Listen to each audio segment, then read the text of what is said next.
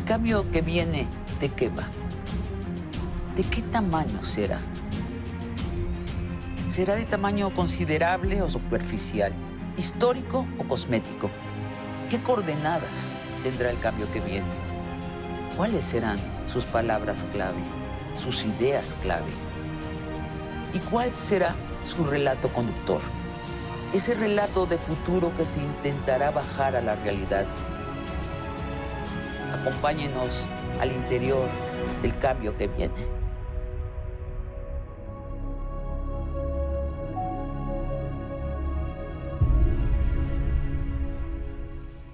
Marco Cortés, presidente del Partido Acción Nacional, bienvenido. Qué gusto saludarte, Sabina, a ti y a todos los amigos que nos ven y nos escuchan. ¿Cuántos legisladores tiene el PAN actualmente? Bueno, entre diputados federales y senadores, primero hay que decir que somos la primer fuerza de oposición. En la Cámara de Diputados somos 78 legisladores y en la Cámara de Senadores 24. Esta fuerza representa la primer fuerza de oposición en México. Y además en el Senado de la República es la fuerza con la que se puede generar una contención a cualquier reforma constitucional o bien también a cualquier controversia. ¿Cuántos gobernadores tiene el PAN? 11 gobernadores. ¿Qué papel se ha propuesto el PAN jugar durante este sexenio? Bueno, somos la primer fuerza de oposición, contrapeso de poder, pero también somos gobierno. Nosotros debemos apostar a que a México le vaya bien. Desde nuestro gobierno estatal, municipal, buscamos dar resultados, ser eficientes, ser buenos gobiernos, atender a la gente. Pero a nivel nacional somos oposición y buscamos ser ese contrapeso para que México tenga equilibrios de poder, que es algo que hoy más que nunca México requiere. Y es el rol que tiene Acción Nacional. En los temas que coincidimos, por ejemplo, Guardia Nacional, caminamos juntos. En reforma constitucional y en leyes secundarias, haciendo modificaciones, acotando, por ejemplo. ¿En qué lugares coinciden con Morena? Bueno, hablemos en el tema de seguridad. Coincidimos en que se necesita hacer algo y las cosas no pueden seguir así porque a partir de la llegada de López Obrador se ha incrementado los índices delictivos de forma alarmante. Por eso, en la Cámara de Diputados y Senado aprobamos la Guardia Nacional y logramos que saliera por unanimidad, haciendo modificaciones, correcciones específicas para que, por ejemplo, un militar que cometa un delito vaya con un juez, pero un juez civil, no de los militares. Esto hace una gran diferencia. ¿Y en qué no están de acuerdo con el gobierno? En la economía. En la economía. Ve cuántos desempleados hoy hay en México, ve cómo viene el limitadísimo crecimiento del país para este año. Ahorita regresamos a la economía, pero has dicho que tu reto personal es reunificar y fortalecer al PAN, regresando a sus valores. ¿Cuáles son los valores del PAN? Bueno, tenemos principios y valores muy claros. Nuestros principios es la dignidad de la persona, el bien común, la solidaridad, la subsidiariedad. Tenemos valores muy claros. Nosotros creemos en la familia. Nosotros creemos en la vida, desde la concepción hasta la muerte. Nosotros tenemos principios e ideas muy claras que hoy llevamos y presentamos a la sociedad y buscamos además acercarnos a todos los grupos de la sociedad que coinciden con esos principios, con esos ideales, para juntos empujarlos en una agenda común. Ahora, en economía ustedes son neoliberales, ¿cierto? Absolutamente liberales. Nosotros creemos en el emprendedurismo. Nosotros creemos en la libre empresa. Nosotros creemos en que hay que generar apoyo para que la gente salga adelante. No creemos en aquello que hace el actual gobierno, que es repartir el recurso sin pensar cómo lo vas a producir. Para repartir, primero hay que producir. Y este gobierno no se está preocupando en atraer inversión para generar empleo y para producir riqueza. Ahora, Marco, te quiero apuntar algunas contradicciones del PAN históricas.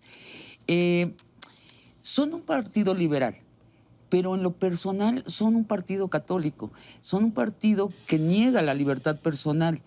Niega tu posibilidad de elegir con quién te quieres casar, si quieres ser madre o no, si quieres fumar marihuana o no. Defiende los valores judeocristianos. ¿Cómo se puede ser liberal en lo económico y en lo personal, ser un partido que dice hay una moral definida y es la judeocristiana. Nosotros creemos en la libertad, en todos los aspectos. O sea, creemos en el libre mercado, sí, pero también en la libre determinación de las personas. Pero creemos en la familia. Pero una familia, la familia heterosexual. No, pero también nosotros reconocemos la libertad de que las personas se asocien y se unan con quien quieran, independientemente de su preferencia. El matrimonio igualitario está bien. Nosotros creemos y respetamos ello, además. Y el asunto del aborto, que las mujeres no puedan elegir sobre su propio cuerpo, es un remanente de una religión del medievo. Es una convicción. Nosotros creemos en la vida y creemos que el niño o niña que viene en camino tiene derechos, al igual que nosotros, porque es un nuevo ser. Bueno, y por ello nosotros creemos en la autodeterminación. Por supuesto que sí, de la persona y de la mujer. Pero también creemos en que un niño, desde el momento de la concepción, tiene derechos y la Constitución debe velar por encima de la madre. Con la madre, junto con. Bueno, en eso difieren de los liberales totales. También el asunto de la marihuana. ¿Qué importa si la gente se fuma un chubi? ¿Por qué están en contra? Mira, en el PAN tenemos un poco de todo. De hecho, ahorita que tú decías, acá están los católicos, no, acá también hay cristianos y muchísimos. Y también tenemos muchos militantes de Acción Nacional que ni son cristianos, ni son católicos y son sin religión. Eso es algo que hace característico al PAN. Pero no tienen musulmanes, ¿no? Pero no tienen musulmanes ni judíos. Pero el PAN es plural, diverso y abierto. Y ese no es un requisito para entrar o formar parte de las filas. Ahora, déjame problematizarte lo del liberalismo económico. Este gobierno, en estos primeros 6 meses, ha levantado el telón para dejarnos ver un Estado saqueado, un Estado guachicoleado, un Estado donde los periodistas le cobraban al Estado por no decir o por decir lo que al Estado le convenía que dijeran. Empresarios que no pagaban impuestos. O sea, los grandes empresarios de este país dejaron de pagar 401,000 millones de pesos al Estado. ¿Cómo se puede ser un Estado neoliberal como el que pretendió hacer el PAN cuando gobernó con este saqueo? Lo que hoy hay que decir con claridad es que en el gobierno pasado, con Enrique Peña Nieto, las cosas sí estaban muy mal, es cierto, en muchos frentes, nosotros mismos lo señalamos, pero también en apego a la verdad, Sabina, hoy las cosas están mucho peor, con indicadores, con cifras. Si tú comparas las cifras en materia económica de atracción de inversión, México estaba en el lugar número 15 de los países que atraen inversión. Hoy estamos en el lugar número 23. Eso es una caída estrepitosa en un país que hoy no atrae inversión. Déjame centrar de nuevo en el PAN. El PAN gobernó, ¿cuántos años? 12 años. Gobernamos 12 años este país. El país creció 2%, menos que el crecimiento demográfico. Y ahora sabemos que estaba guachicoleado. Siempre supimos que estaba guachicoleado, pero no a este extremo. No al extremo de condonarle a las grandes corporaciones de este país que paguen 401,000 millones de pesos. Es una barbaridad, ¿no? A ver, sin concedértelo, porque el país creció a más del 2% en los sexenios del PAN. No. O sea, pero vamos a suponer. Vamos a suponer. Que fue así, aunque no lo coincido. Hoy, el problema que tiene el país es que va a crecer a menos del 1%. Entonces, aún en el supuesto que tú señalas, Sabina, México está creciendo por la mitad de lo que creció en los gobiernos del PAN. Y esto es sumamente delicado. Se señalaba de los gobiernos del PAN que había mucha violencia y muertos. Pues hay una muy mala noticia. En los primeros meses del gobierno de López Obrador hay por mucho más ejecuciones y muertos que en los gobiernos del PAN. Marco, déjame regresarte al PAN. ¿Qué pasó con ese partido que se consideraba el partido moral precisamente por su raigambre católica y cuando llega al poder nos da espectáculos inconcebibles para la mayoría de los mexicanos? Legisladores panistas con su raigambre católica mocheándose, haciendo fiestas con prostitutas. ¿Qué pasó en el PAN? ¿Tú tienes una crítica hacia lo que pasó en el PAN cuando gobernó?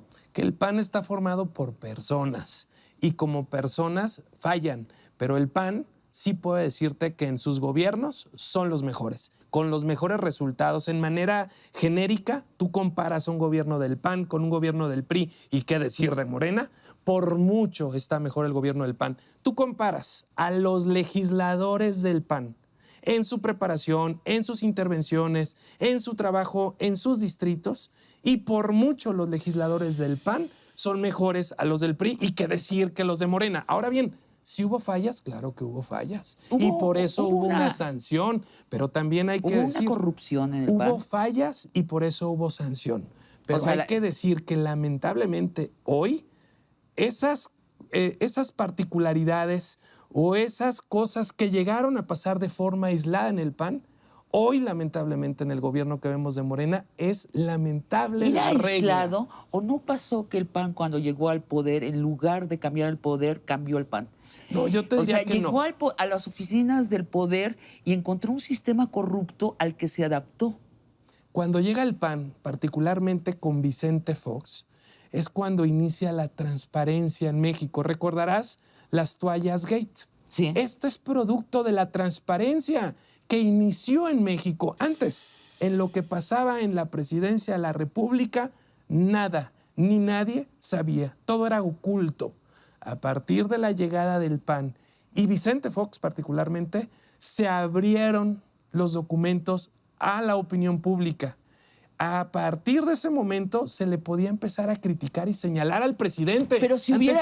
Ustedes hubieran implementado un sistema de justicia y transparencia, no estaría pasando estas noticias que ahora nos devela el Morena. Cuando llega al poder, de veras, levanta el telón y estamos alarmados del tamaño de la corrupción que existe.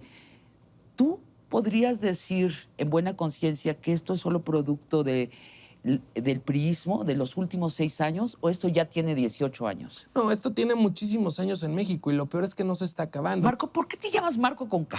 Porque así me puso mi papá y mi mamá, para que fuera diferente a los demás Marco. Y si eres, ¿dónde naciste? ¿En Michoacán? Soy zamorano. De Zamora. Zamora, Michoacán. Hace 41 años. De 1977, octubre. ¿A qué se dedicaba tu padre cuando era Se niño? dedica, es doctor. Doctor, médico. Es médico general y él aún sigue trabajando. ¿Y tu mamá? Ella es ama de casa. Se dedicó a preparar a 4 niños traviesos. 4 hombres, 4 hermanos. ¿Y tú qué número de hijo eres? Soy el segundo. El segundo. Y dicen que es el que duro, sale más ¿no? canijo. Hey. Es duro ser del medio. Sí, porque tienes que sobreponerte del primero. Y no eres un chico que te pueden consentir. No, tampoco. ¿De qué nivel socioeconómico? ¿En dónde naciste tú? Bueno, nací ahí en Zamora. Después nos fuimos un pequeño lapso de tiempo a Cotija, que ya tenía mi papá parte de su trabajo. Luego regresamos a Zamora. Y como todas las familias, no fue fácil para mi papá, debo decirte, mantener a 4. Fue difícil, tuvo que buscar opciones. Mi papá es un médico general que salía a las 3, 4 de la mañana, 5, cuando le hablaran por una consulta. ¿Qué quiere decir esto? Que mi papá trabajaba realmente para sostenernos y se esforzaba para darnos una educación. ¿Era una clase media, clase media alta? Pues yo te diría que una clase media que con mucho esfuerzo salió adelante. Y que todos mis hermanos son profesionistas, abogado, ingeniero y doctor. Te hiciste panista muy joven, en un meeting de Maquío. Ahí fue mi primer ¿Qué edad evento tenías? panista, 11 años de edad. 11, ¿y ahí te hiciste panista? Bueno, no puedes hacerte panista en ese momento, pero a partir de ahí comencé a estar en Acción Nacional porque en mi casa se hablaba de la necesidad de cambio. Recordarás que el sistema en aquel momento salinista pues acaba con la vida de Manuel J. Cloutier. Sí. Y a partir de ese momento en mi casa se hablaba de la necesidad de actuar, de participar. Yo no tenía todavía... Acabas de usar una expresión. ¿Tú sostienes que mataron a Cloutier? Yo no tengo duda de que mataron a Cloutier. Es uno de esos accidentes de Estado, como no tengo duda de que a Colosio lo planearon matar. Y no me la creo en que fue simplemente el asesino solidario. ¿Y fue la misma persona que ahí planeó sí ya los no dos? sé. Ahí sí ¿No ya sabes? no sé. Okay. Entonces, bueno, tenías 11 años, vas y ves a Maquío. ¿Cómo fue? ¿Cómo fue tu deslumbramiento con Maquío? Bueno, pues un hombre de volumen, Sí. muy entrón, Bronco. carismático. Norteño. Norteño. Tuvimos la oportunidad de poderlo ver, de poder estar cerca. Y cuando pierdes la vida, pues realmente fue en mi casa un choque, donde se hablaba de lo que había ocurrido. Y para mí siempre fue una guía. Sus frases fue realmente un modelo, verlo cómo defendió la democracia y cómo decía que habría que abrirle un boquete al sistema del tamaño de su cuerpo. Decía que el amor había que hacer, la democracia había que hacerla como el amor todos los días. Era un hombre comprometido y que realmente supo jugar el papel que le correspondía. ¿Cuándo te inscribes al PAN? Tú podías votar en el PAN desde los 16 años para las direcciones de los jóvenes, pero ya inscrito formalmente como militante en febrero de 1996. ¿Y eso? Porque en el 95 me perdieron mi afiliación, como en el PAN solía ocurrir. Estudiaste para contador público, Soy pero contador muy público. rápido te decantas por la política. A los 20 años, a los 20 y tantos años ya estás totalmente dedicado a la política, ¿cierto? Bueno, estuve trabajando en un despacho Villicaña González durante un año ahí en Morelia. Estuve también llevando la parte contable de una campaña política, pero yo te diría que mi participación en política fue antes de que yo ya tuviera una profesión. Bueno, sí, acabas de decir, empiezas muy joven, pero mira, en el año 2000 fuiste nombrado coordinador de la Secretaría Nacional de Acción Juvenil. Así es. En 2000, o sea, ¿tenías cuántos años? ¿22? Debería tener 22 años. Pues sí, ya era un trabajo de tiempo completo. Era meterme de tiempo completo. Yo trabajé en el gobierno federal, en el primer año del gobierno federal, como subdirector en la coordinación de delegaciones. Ahí ganaba un poquito mejor, pero yo decidí irme a la Coordinación Nacional de los Jóvenes porque era mi vocación, porque realmente eso me emocionaba, porque ahí estaba preparando a más jóvenes, estábamos haciendo crecer las filas de Acción Juvenil, como se llama nuestra organización. En 2004 eres consejero nacional del PAN, en 2003 fuiste electo para ocupar un curul en la Cámara de Diputados, en 2006 te convertiste en el senador más joven postulado por el PAN, tenías 28 años, en 2015 doy un salto, fuiste electo diputado federal por la vía plurinominal y Ricardo Anaya, entonces dirigente nacional del partido, te nombró coordinador parlamentario. Marco, ¿por qué perdió el PAN las elecciones?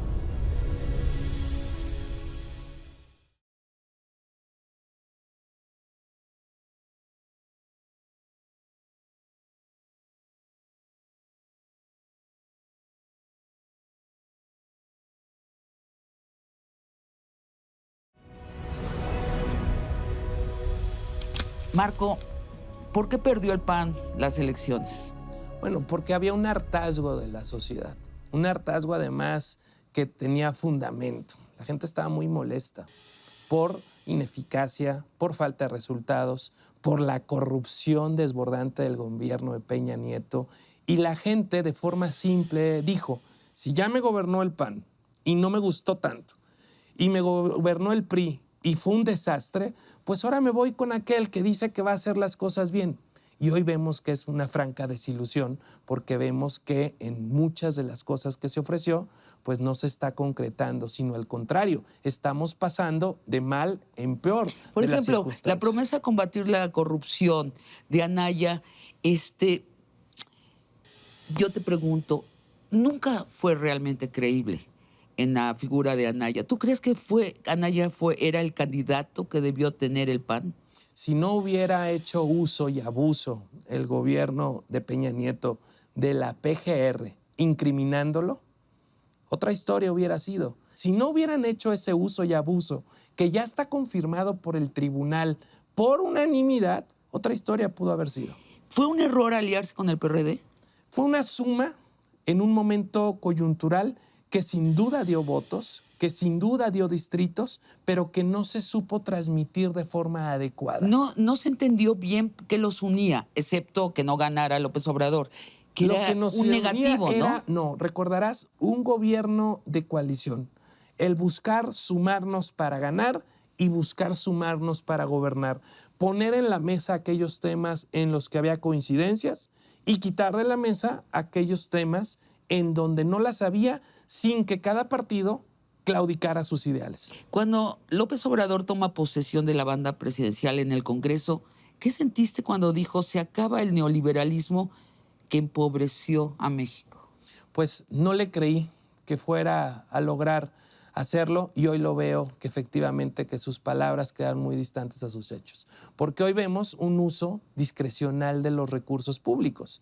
Tú ves al sector salud batallando para tener medicamentos, ves que acaban de despedir a 10,000 entre doctores, enfermeras y técnicos médicos, y ves al sector salud fallando, ves que a los niños con cáncer se les quitó el apoyo, ves que a las madres trabajadoras se les quita también las estancias infantiles, ves cancelaciones caprichosas de proyectos tan importantes como el aeropuerto de la Ciudad de México o como las zonas económicas especiales que iban a desarrollar el sur del país. Ves que se gobierna simplemente a capricho y que se toman decisiones de proyecto sin sustento alguno, sin proyectos, sin estudios, y que sus proyectos, me refiero al gobierno federal actual, no los avala nadie más que ellos. Supongo que es una metáfora, no es una dictadura.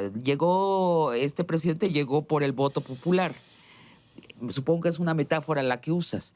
No, cuando tú ves que se quiere controlar todos los poderes, y te pongo un ejemplo, cuando no les gusta la resolución del Tribunal Electoral de Puebla, presionan a la presidenta Yanino Talora y la hacen renunciar. Eso es una dictadura, eso es presión.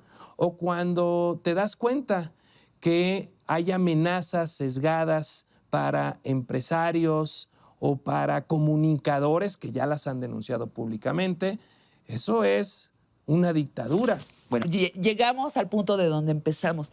¿No reconoces este desencubrimiento del Estado huachicol, esta revelación de la corrupción como un paso hacia adelante? El PAN siempre ha proclamado que quiere limpieza. ¿No te parece que era algo que le tocaba hacer al PAN y que por lo menos ahora está sucediendo? O sea, los periodistas, los comunicadores que son pagados por el Estado, ¿no te parece un adelante? A ver, se me hace inaceptable y qué bueno que esa práctica ya pare. Pero ¿no te sorprende que tú eres un hombre muy joven, 41 años? 41 años. ¿No te sorprende que los panistas que estuvieron en el gobierno no pararon esto? Yo no sé si... Iba en contra yo no sé si cuando de todos los valores del PAN. Yo no sé si cuando gobernó el PAN eso estuviera. Si estuvo, qué mal. Lo que sí sé es que estaba en el gobierno de Peña Nieto y ha sido denunciado, y qué bueno que esto haya parado. Última pregunta, Marco Cortés con K. ¿Qué le dirías a un joven de 20 años para convencerlo de formar parte del PAN? Que en el PAN a los jóvenes realmente se les da oportunidad, pero se les forma. Se les forma teóricamente y en la práctica. Yo cuando fui parte de Acción Juvenil fui a las colonias a vivir esos principios, el de la solidaridad, el bien común, subsidiariedad, ayudar a la gente que más necesitabas, con talleres para la reparación de letrinas o su construcción, para que en las familias no hubiera violencia. Llevábamos talleres para que la gente supiera hacer comida de forma más económica pero nutritiva, pláticas de integración.